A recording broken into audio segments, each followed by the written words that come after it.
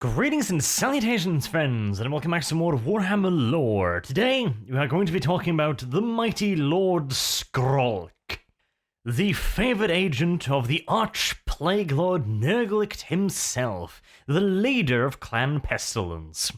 And of course, Skrolk is one of the playable legendary lords in Total War Warhammer 2, which is one of the reasons, by the way, that this is going to be a somewhat short video, because I need to actually get to work reviewing Total War Warhammer 2, and I get it at the same time as everybody else. So, in the meantime, let me entertain you with the tales of Skrolk, who started out as a lowly plague priest, just like everyone else. Skrolk was not a special little lad, he was not a snowflake, in fact he was but one of millions of angry little poisonous vermin, who all tried to claw their filthy little ways up the rank ladder of Clan Pestilens.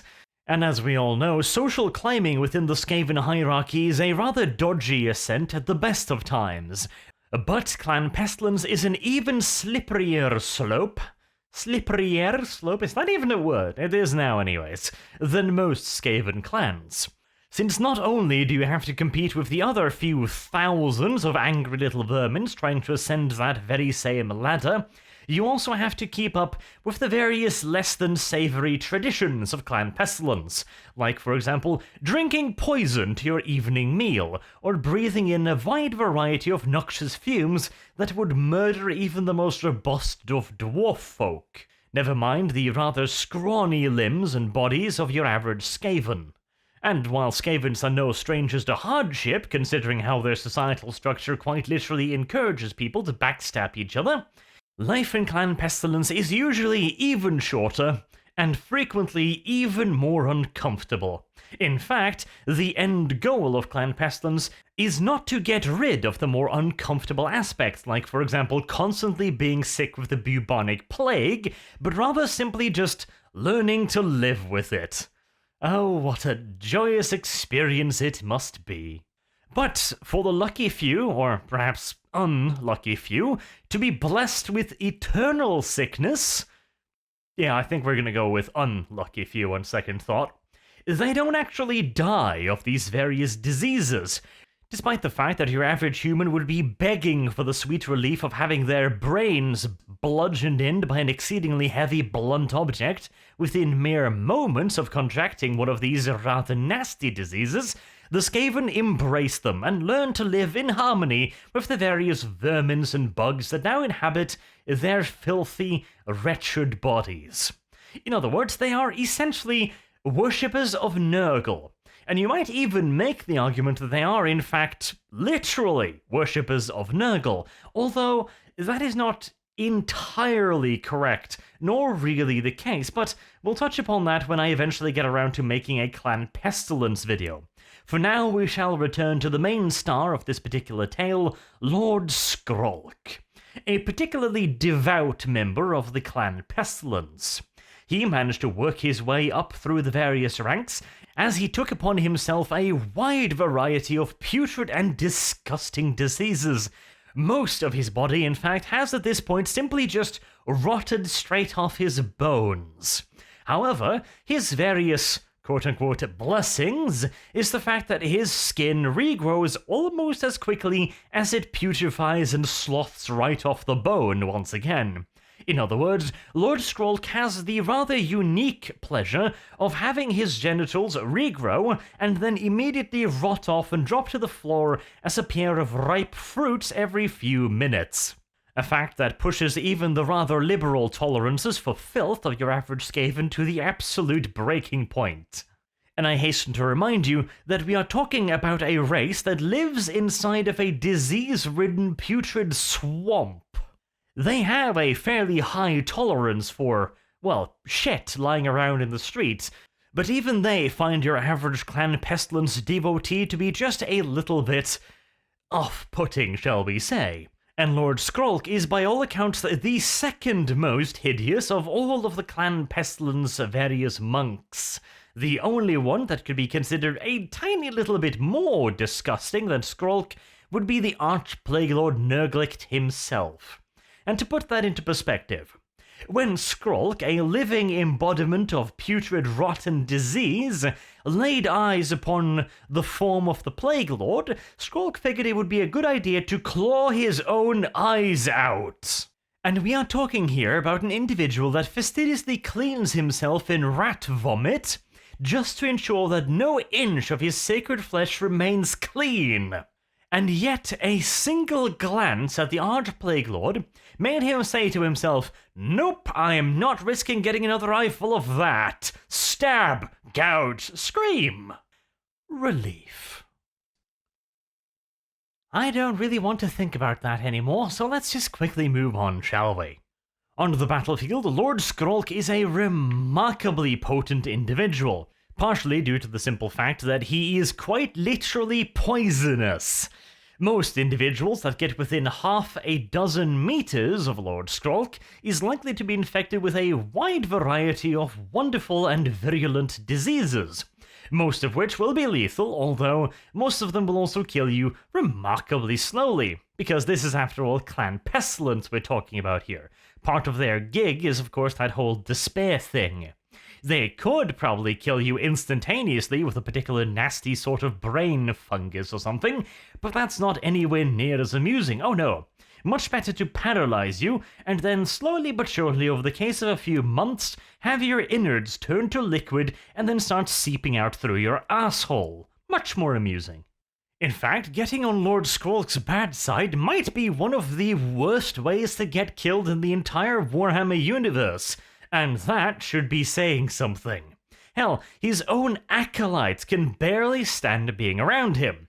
Not because they dislike him, he is after all the perfection, quote-unquote, that they all strive to embody, but due to the simple fact that if they stay around him for any extended period of time, they'll simply fall over dead, which is a pretty good reason to give him his personal space every now and then. In the most literal sense of the word, Lord Skrolk is a bioweapon. A walking, squeaking, and occasionally talking bioweapon. And despite all of that, he's a remarkably sprightly old fellow. Oh, and by the way, he is also ludicrously ancient. The average lifespan of a Skaven is, short, to put it rather bluntly. Their society is not a particularly forgiving one. If one of your fellow Skaven don't end you, you'll fall down a pit, or get killed in a cave-in, or get poisoned, or starve to death, or get shot, or get dead in battle somewhere, or get left in the swamp, or take a wrong turn in one of the many million miles of tunnels and get irrevertibly lost forever and ever until some other poor sod stumbles across your bones months and months and months afterwards. There is a remarkable amount of choice in how a Skaven will meet his end. And yet, Lord Skrolk is at this point many, many hundreds of years old. Now, just to point out, even if a Skaven manages to avoid all of the various wonderful ways of getting oneself dead in Skaven society, they don't live for hundreds of years. They're lucky if they reach their late 30s. So by normal logic, Lord Skrolk should be a wheezing grandfather. A remarkably putrid and fairly dangerous wheezing grandfather, but wheezing grandfather nevertheless. And yet, that is not the case at all. In fact, his reflexes are just as sharp as they have ever been, perhaps even more so. There's a mention in one of the Thankful books of Skrolk picking a goddamn fly out of the air with his fingers. So, yes, remarkably good shape for being hundreds of years old. Perhaps that whole bathing in rat puke is the secret. I'm pretty sure there's some rats in the attic. You know what? No.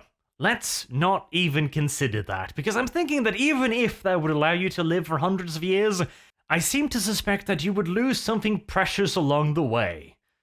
Like friends and family, perhaps. Or at the very least, you should find some aging relative to try it out on first.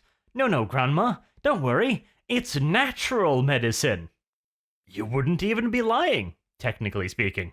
But naturally, Lord Skrolk does not rely entirely upon his ridiculous reflexes. He also has himself a nice little weapon. the Rod of Corruption. And no, we are not speaking of the rod that literally falls off every other week due to rot. This is an actual stick, with a magical flail at the end. Or, well, plague sensors to be entirely technical. And it is filled with various herbs and lovely essences of, well, death, rot, and disgustingness, basically. Kind of like the exact opposite of the Powerpuff Girls if you locked them inside of a small metal ball. I honestly couldn't even tell you where that comparison came from, but fuck it sounds alright, so we'll go with that. So, the Rod of Corruption. It's of course magical, it's not just a stick with a heavy metal object on the end. If you get touched by the Rod of Corruption, it is capable of turning your average human into a bowl of mystery meat soup in but a single instance.